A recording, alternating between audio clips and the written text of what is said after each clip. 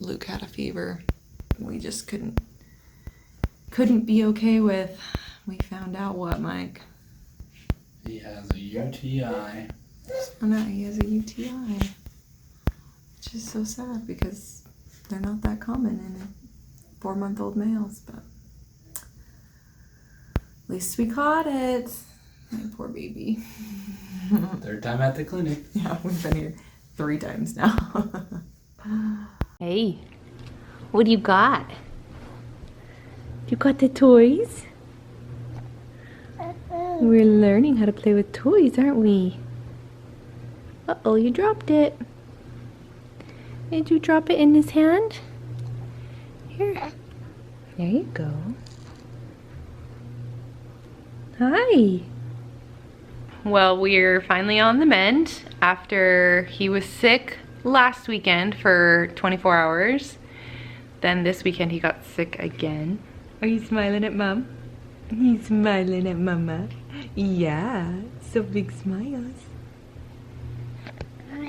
Yeah.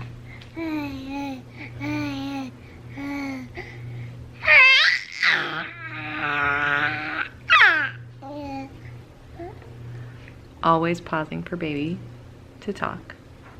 He's an interrupter.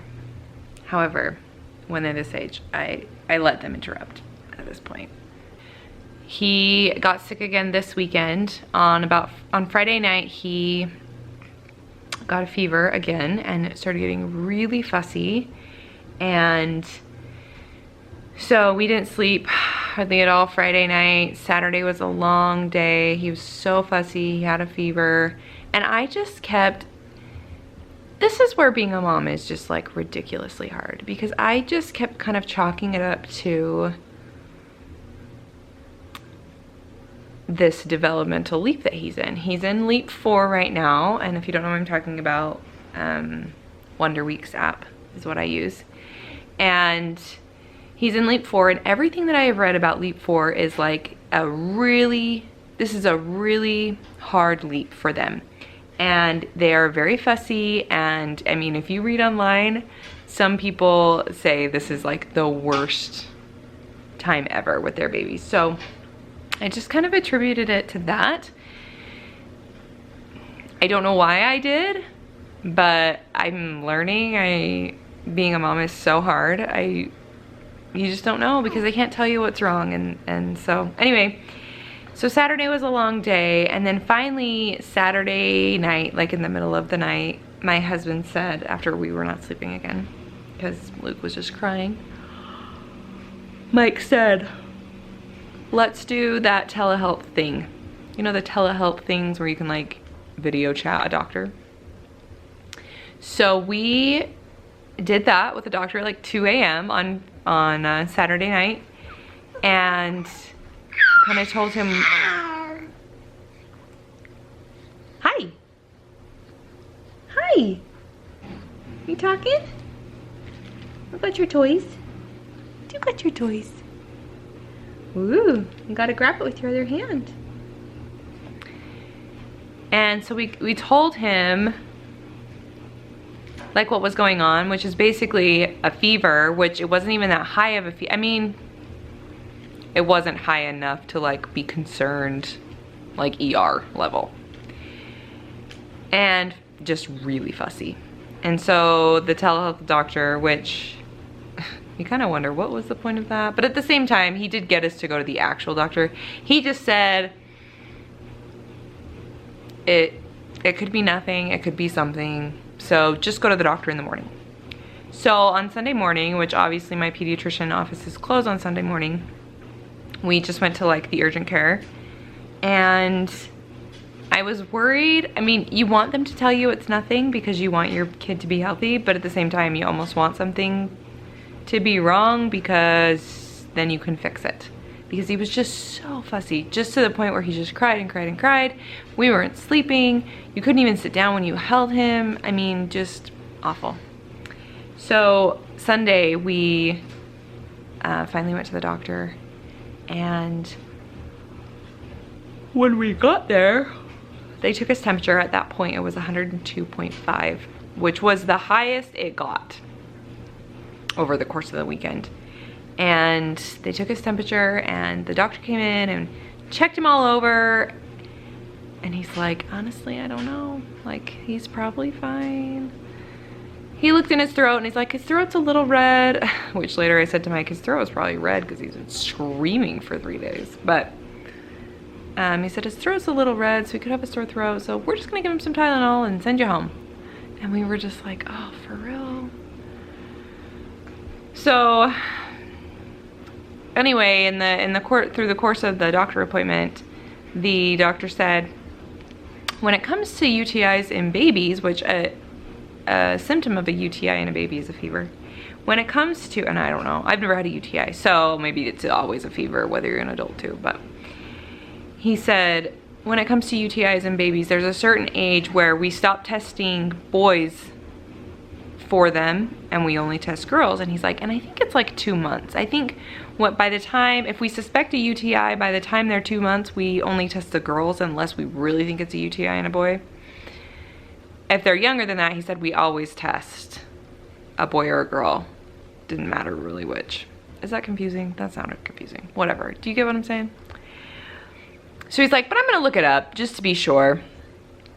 Okay, great. So he left, and then the nurse came in, gave Luke the Tylenol, and we left because he didn't tell us to stick around. At least we don't remember him telling us to stick around. So we left, and we come home, and then I get a phone call. And it's the nurse, and she says, the doctor wants you to come back so we can test Luke for a UTI. We're like, really? So we went back, and the doctor said, yeah, I looked it up, and he said anything under a year, if we suspect it could be a UTI, whether it's a boy or a girl, we're supposed to test. So hi, are you just looking at me talk? Are you just looking at me talk? Hi, yeah. This is just like night and day different to how he was 24 hours ago. I can't even tell you. So we went back, and this is the strangest thing. So to test for a UTI, they have to get a urine sample. Well, for a baby, the way you get a urine sample, since you can't really control when they need to urinate, is a bag. They literally like tape this bag. Well, it's not tape. I mean, it's like a sticker bag. It has like a sticker on it, and they stick it to them over their genitals, and then the baby will pee, and then they collect the urine from the bag. Okay, so I said, can we just stay? Can we just put this on him, and we'll just stay here and wait for him? Because I'm like, don't boys pee constantly? I don't know. And she's like, sure, you can stay. So put it on him. I sat in the room and nursed him, and we checked it. Nothing. The bag was dry. We put his hand under warm water. He didn't pee. So we were like, fine, we'll just go home. So we get home, and shortly thereafter, then he pees. And so it was Sunday morning, so Mike was gonna go to church. So we collected the urine, and then Mike's like, okay, I'm gonna go drop it off at the doctor, and then I'm gonna go to church. Awesome. So at this point, we've been to the doctor 2 times. So Mike goes and drops off the sample, and I get a phone call, and Mike's like, and it's Mike, and he says, there was a high white blood cell count in his urine, which means there's possible infection. But because I guess the bag can cause it to be like a false positive or whatever, so they have to get another sample. The bag is just kind of to let them know if there's even anything. So we take Luke back in. So this is the 3rd time we go to the doctor. Take Luke back in, and they have to catheter him. And the first time they catheter him, his bladder is completely empty because he had just emptied it in this bag. So after traumatizing him by cathetering him once, then I sit in the room and I nurse him again, and they catheter him again, and they're able to get a little teeny amount, which, you know, is all they need, and they test him, and sure enough, he has a UTI. The doctor said, in my 20 years of experience, I have only ever seen hi.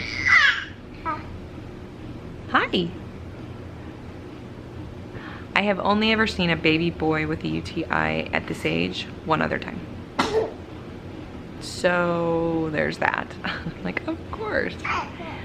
So he's like, there could be some causes, like reasons. There could be a bladder reflux problem or whatever.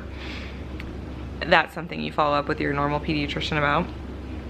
But anyway, so long story short, he has a UTI. Which is the saddest thing ever and the scariest thing ever. And being a mom is scary because if you've stuck through this video at this point, you're a champ. But I'm gonna keep going. Last weekend when he had that fever, he had it for about 24 hours and then it went away and the fussiness kind of went away. However, through the rest of the week, I don't know if he had a fever. If he did, it was just slight because, I mean, you can feel a fever when you hold a baby because they're warm. So it's possible he had a slight fever, but it wasn't it wasn't a really high temperature. He was fussy all week though, not to the point where he was inconsolable like it was this weekend, but he was fussy. But I kept chalking it up to this leap that he's going through. And so now I'm thinking, did he have a UTI all week long? And I didn't know it, and now it left untreated, and maybe it possibly did some damage to his kidneys. And are you spitting up? Are you spitting up? Yuck. So anyway, I called my pediatrician office this morning. Luckily, we have his 4-month well check tomorrow, so we already have an appointment to go into our pediatrician tomorrow. So I'm actually really grateful for that because it came at perfect time. Oh, by the way, I still yawn all the time. This is just part of being a mom. I think you yawn constantly. Anyway, I am so stressed out about it. I'm so stressed out about it. And the thing that bothers me, and this is the same thing with when we had Thrush. If you've been following along for a while, you know that we had Thrush a couple months ago. I am a clean person. I keep a clean house.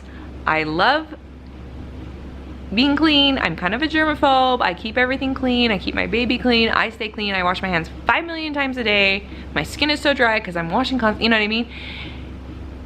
And between Thrush and a UTI, those are both like bacteria infections that can be avoided through cleanliness.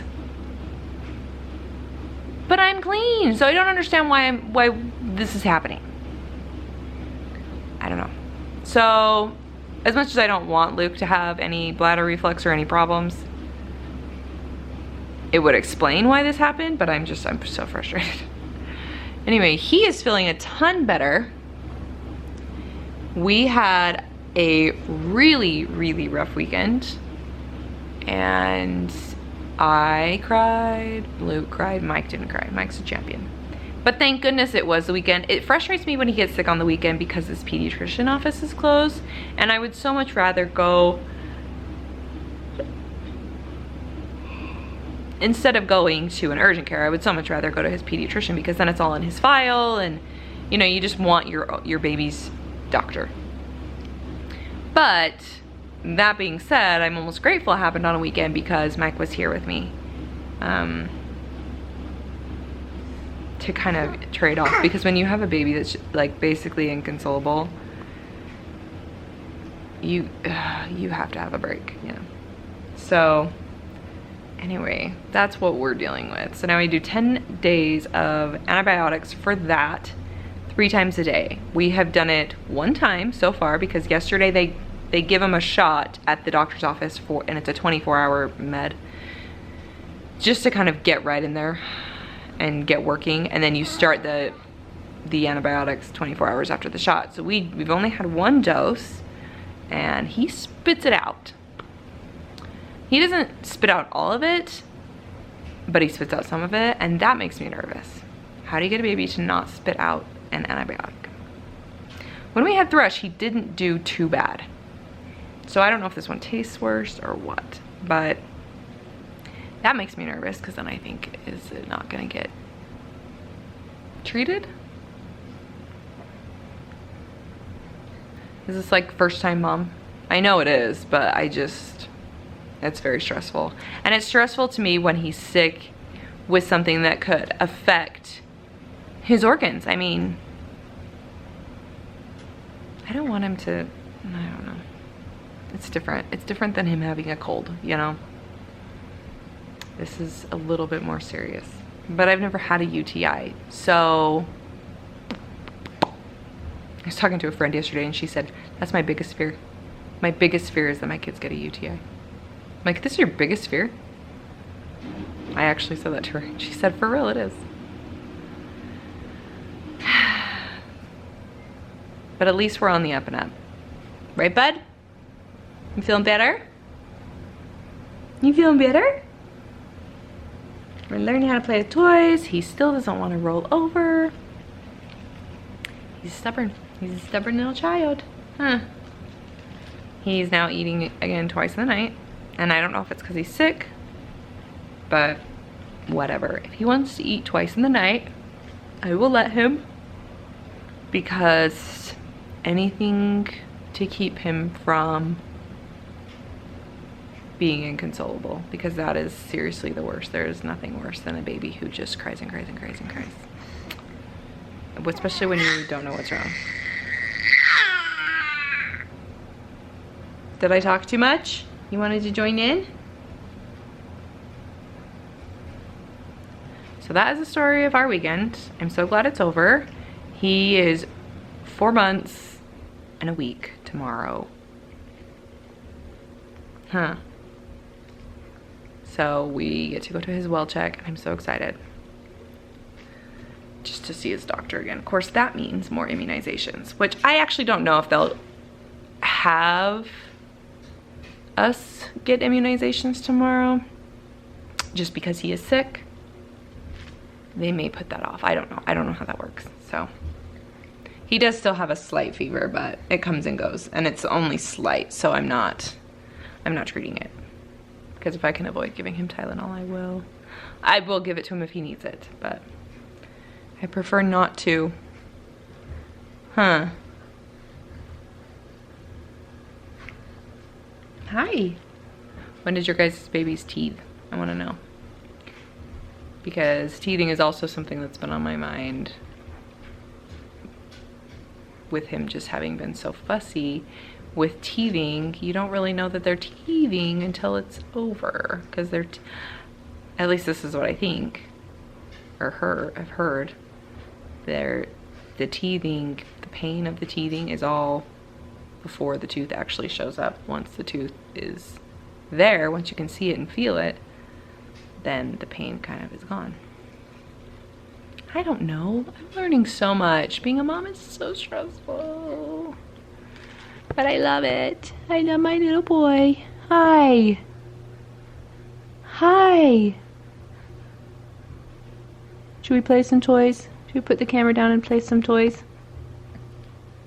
Yeah. Anyway, thanks for listening to me rant. If you have thoughts about this, please let me know. Unless you're gonna criticize me, then don't. Just don't. Because I just don't care, and I'll just block you. People can be so mean. However, most of the time, people are really nice to me. I'm a first-time mom. I don't know what I'm doing, and I'm doing this in the public eye, which is terrifying. But I want you guys to know what I'm going through, because this is my real life. This is real life as a first-time mom. All the stresses, all the joys.